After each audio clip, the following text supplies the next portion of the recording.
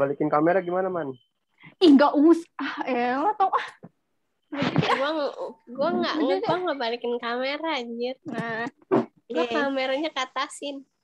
Nah, diam ya. Oke. Ya elah, dia off lagi. Nah, Udah burung. nih jadi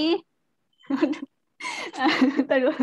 Nah, jadi seperti pertemuan-pertemuan sebelumnya ya, kita kan, tapi untuk yang ikut literasi aja nih, yang nggak ikut mungkin juga nggak ngerti. Jadi, dari pertemuan pertama itu kan udah membahas tentang literasi digital ya, penjelasan singkatnya tentang literasi digital.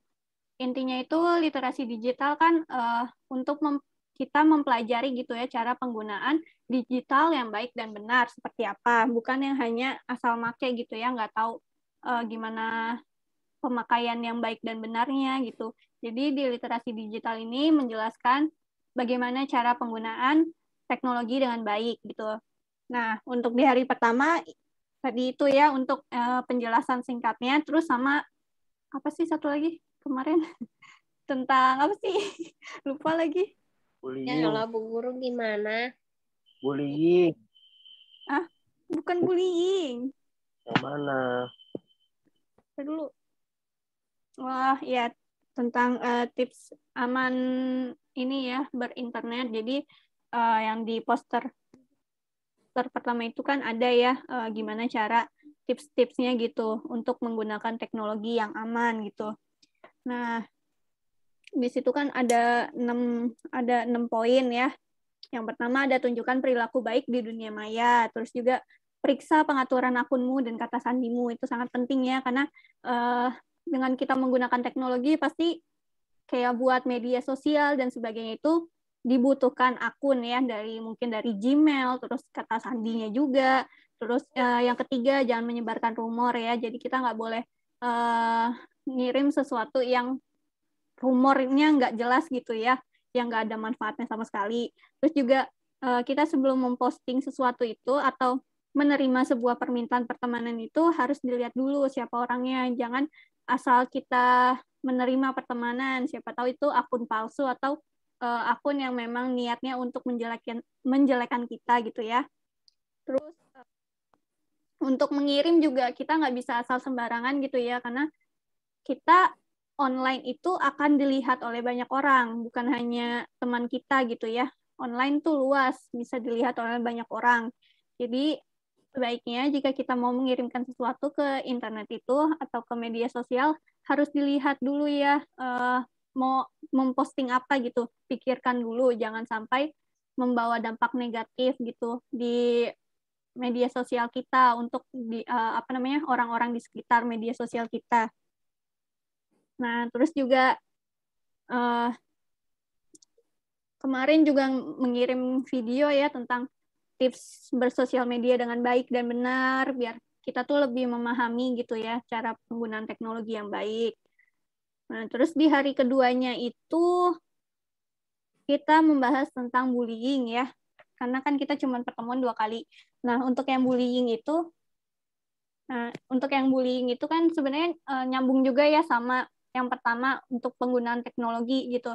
Jika kita menggunakannya tidak baik, maka kan bisa aja menimbulkan bullying, cyberbullying. Kenapa? Karena jika kita memposting sesuatu yang berdampak negatif untuk orang lain, ini kampret nih ya. Astagfirullah. Udah, lanjut. Nah, jadi kalau misalnya kita memposting sesuatu itu harus diperhatikan gitu ya, nggak boleh asal. Kalau misalnya membawa dampak negatif, maka itu bisa termasuk dengan cyberbullying gitu ya. Jadi kita bisa terkena pasal juga ya, karena di poster yang kedua itu dijelasin juga ya apa itu cyberbullying. Nah, cyberbullying itu perundungan dunia maya gitu. Yang artinya bullying yang menggunakan teknologi digital gitu. Jadi kita menjelekkan orang atau sekadar berkomentar negatif kayak misalnya ya Amanda gendut. Astagfirullahaladzim. Itu kan kamu ya berdosa sekali. Itu kan termasuk cyberbullying ya, karena kita melakukannya di sosial media. Terus juga misalnya Fahmi ngatain Fahri ngatain ngatain Fahri, misalnya Fahri sukanya Kayaknya rebahan Anda gitu. ini gemes banget Kerjaannya ya. rebahan mulu lu gitu, nggak pernah ini segala macam. Nah itu termasuk juga ya cyberbullying karena kita menjelekkan seseorang itu lewat digital. Nah untuk undang-undang cyberbullying sendiri itu sebenarnya nggak ada ya di situ, itu hanya yang berkenaan dengan teknologi ya, penggunaan teknologi yang baik gitu. Di situ ada pasal 27 ayat 3 Undang-Undang ITE. Nah, terus juga ancamannya apa sih untuk orang-orang yang menggunakan teknologi dengan negatif gitu. Nah, ancamannya bisa penjara ya, paling lama itu 4 tahun atau denda paling banyak, yang paling banyak itu 750 juta gitu, lumayan banget ya. Nah, sebenarnya dampak bullying sendiri itu juga bakal dirasain gitu ya sama orang-orang yang terkena bullyingnya atau korbannya. Nah, misalnya dari dampak psikologisnya, dia jadi mudah depresi, terus marah, timbul perasaan gelisah, cemas, atau menyakiti diri, dan percobaan bunuh diri ya. Itu sangat negatif untuk korbannya. Terus juga ada dampak sosialnya. Jadi dianya jadi menarik diri ya dari kerumunan, dia nggak suka menyendiri gitu. Terus juga kehilangan kepercayaan dirinya dia, terus lebih agresif kepada teman dan keluarganya ya. Terus dampak pada kehidupan sekolahnya juga ada, yaitu penurunan prestasi akademik ya. Jadi anak-anak yang terkena cyberbullying pasti biasanya dia kan lebih banyak mengurung diri, lebih nggak banyak bicara lah intinya. Jadi dia di sekolah pun akan berpengaruh sekali ya terhadap nilainya. Jadi anak-anaknya jadi prestasinya menurun, jadi nilainya jelek gitu. Terus juga rendahnya tingkat kehadiran ya, karena adanya cyberbullying itu akan mengakibatkan anak-anak akan merasa nggak perlu sekolah lah, ngapain sekolah, nanti yang ada dibully gitu ya. Karena cyberbullying itu bukan hanya kita ngebully di media sosial aja, tapi dari keadaan dari dunia nyata juga mereka itu udah terkena bully gitu, udah terkena bully, terus di sosial media juga mereka terkena bullying. Nah itu jadi akan berdampak juga ya untuk kehadiran mereka di sekolah. Terus juga perilaku bermasalah di sekolah ya, mungkin jadi anaknya mudah marah, jadi kayak marah-marah nggak jelas gitu. Nah gimana sih cara kita untuk menghindari cyberbullying? Nah jadi untuk orang-orang yang terkena cyberbullying, gimana gitu caranya biar kita nggak terkena lagi. Nah itu kita bisa setting akun sosial media kita ya dengan private account. Nah itu kenapa gitu ya, sangat penting untuk di private akunnya, biar orang-orang yang emang bukan teman kita atau yang tidak suka dengan kita itu mereka nggak akan coba-coba untuk mengetahui kegiatan kita apa di sosial media karena akunnya di private gitu. Terus yang kedua juga selalu ingat apa saja yang diposting gitu ya, apa saja yang dibagikan di sosial media. Jadi untuk menghindari kegiatan cyberbullying itu kita juga harus tahu gitu ya, kita memposting apa aja nih di sosial media, mana nih yang mengundang orang-orang untuk membuli gitu ya.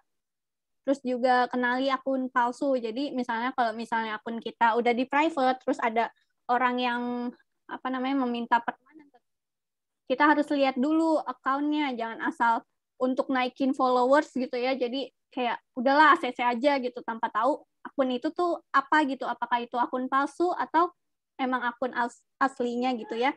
Jika akun palsu kan berarti bisa aja gitu ya, misalnya orang-orang yang ngebenci kita, mereka bikin akun gitu ya, akun palsu, terus jadi jadi bahan buat bullying gitu ya. Jadi kita harus kenali dulu akun palsu. Kan biasanya kalau akun palsu itu dia followersnya dikit gitu ya, terus juga nggak ada postingan. Nah itu bisa kita ketahui, kita bisa harus lihat gitu ya.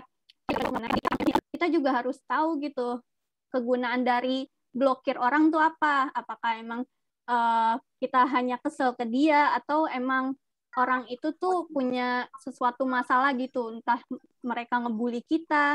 Nah kalau misalnya memang alasannya karena mereka mengganggu privasi kita, mengganggu kehidupan kita di sosial media, boleh-boleh aja kok ngeblokir gitu ya. Jadi jangan pikir dengan ngeblokir kita tuh dibilang kayak anak-anak, enggak, kita malah lebih menjaga diri kita gitu ya dari adanya cyberbullying itu. lindungi identitas kamu. Jadi misalnya kita buat sosial media, jangan mencantumkan sesuatu hal yang emang sifatnya itu pribadi. Misalnya di Instagram itu kan nggak harus ada masukin nomor telepon ya. Jadi sebisa mungkin jangan masukin nomor telepon. Apalagi kalau yang emang nomor telepon itu milik pribadi kita gitu, karena bisa disalahgunakan oleh orang-orang.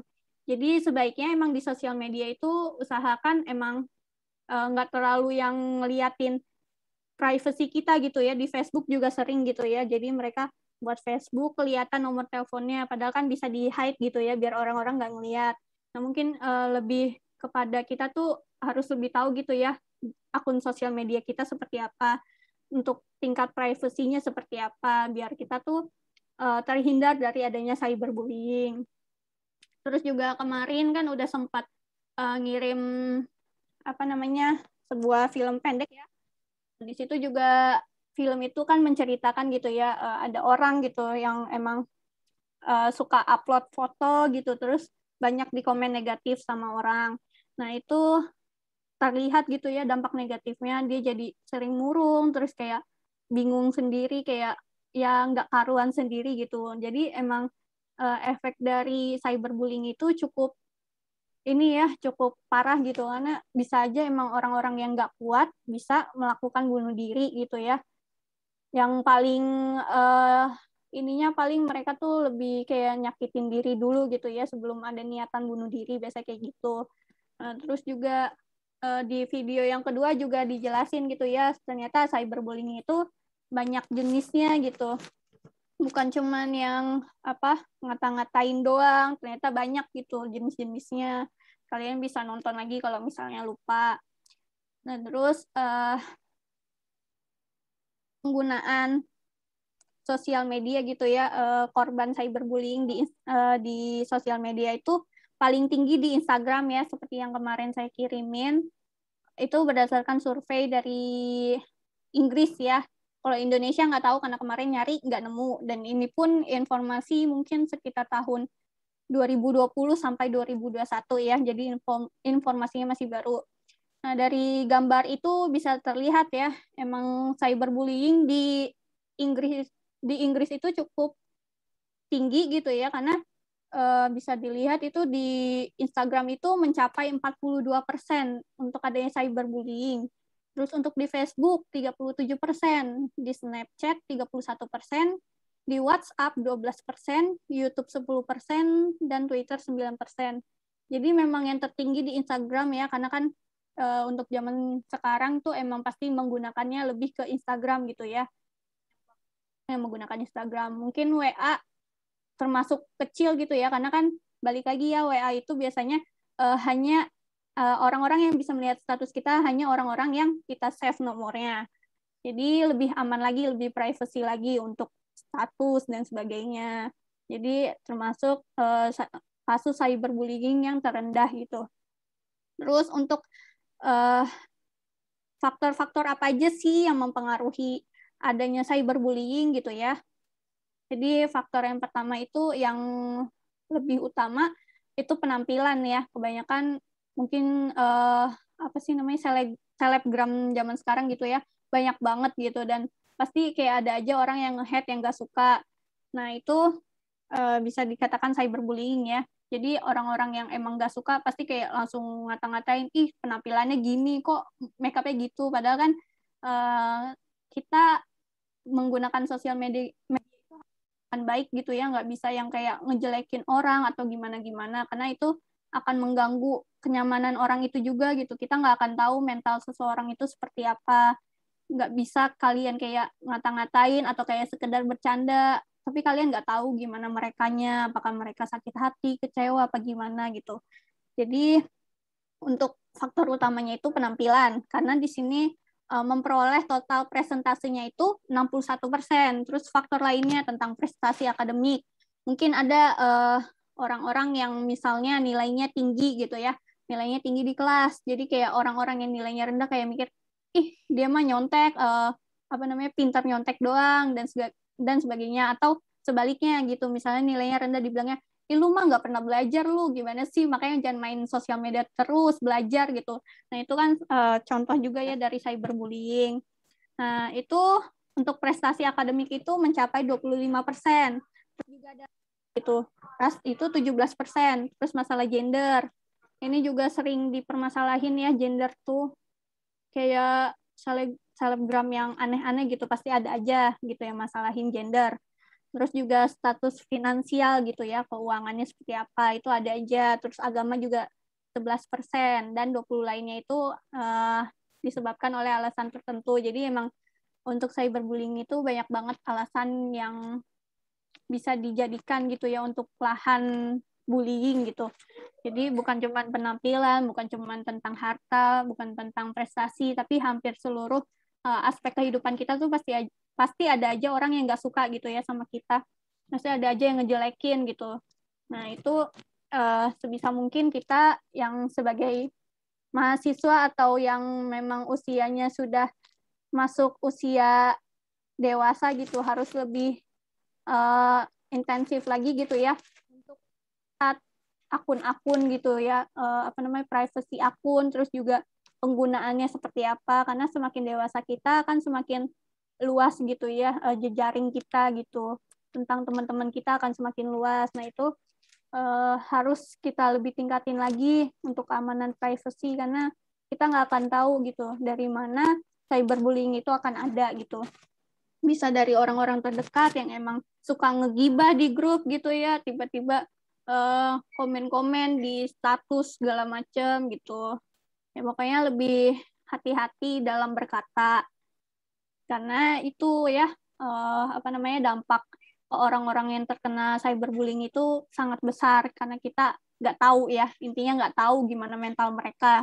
Bisa aja emang yang dikata-katain itu emang mentalnya baja. Kalau mentalnya baja mah mau dikatain sampai kapanpun juga mereka bodo amat.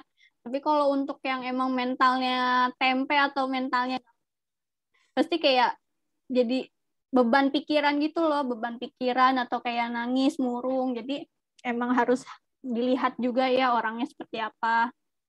Paling itu sih ya untuk ringkasan materi untuk 2 pertemuan ini gitu. Nah, untuk hari ini sebenarnya nggak ada materi lagi ya, karena udah mau selesai KKN juga. Insya Allah sih itu kalau misalnya jamnya udah benar semua. Nah, hari ini cuman ingin menjelaskan, jadi di literasi digital itu ada beberapa kategori yang harus saya lakuin gitu ya. Nah, yang pertama itu kan udah ya untuk mengedukasi ke kalian di grup, udah untuk menginformasikan. Terus juga untuk mendampingi udah, yang kemarin saya minta buat screenshot itu ya, itu salah satu cara untuk mendampingi gitu, biar saya tuh tahu kalian tuh apakah bisa menggunakan sosial media dengan baik gitu ya. Sosial media dengan baik itu bukan hanya berhenti ya udah nggak bikin status, nggak yang aneh-aneh, enggak, tapi kita juga harus memberikan informasi yang bermanfaat untuk orang-orang di sekitar kita gitu ya. Jadi informasi yang baik itu akan terus berjalan gitu. Terus juga yang ketiga itu kan mendesain ya. Mendesain udah saya lakuin karena tiap 2 minggu pertemuan ini buat poster gitu ya. Terus juga mencari media segala macam udah. Nah, terus yang terakhir mungkin menginisiasi pembentukan kader atau agen pembaru untuk menindaklanjuti kegiatan yang sudah dilaksanakan.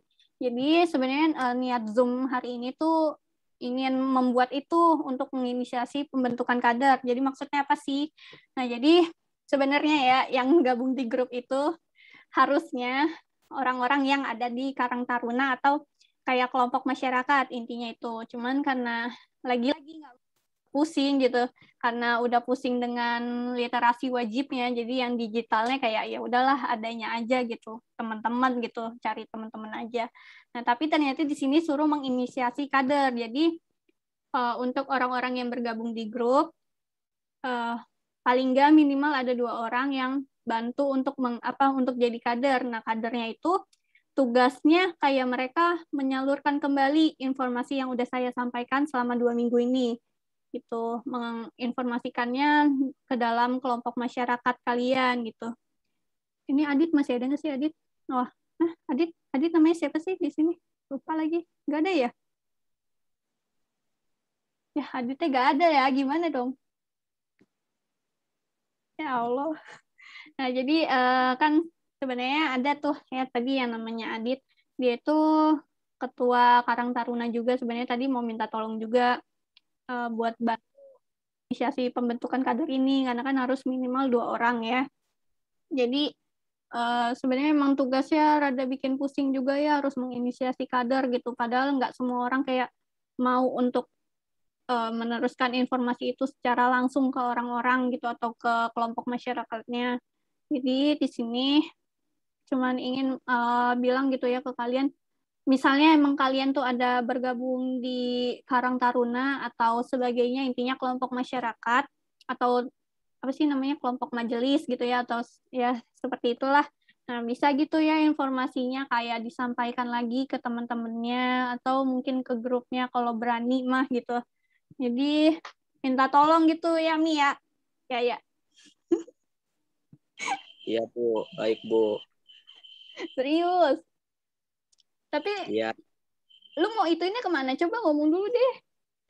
Di post dulu deh.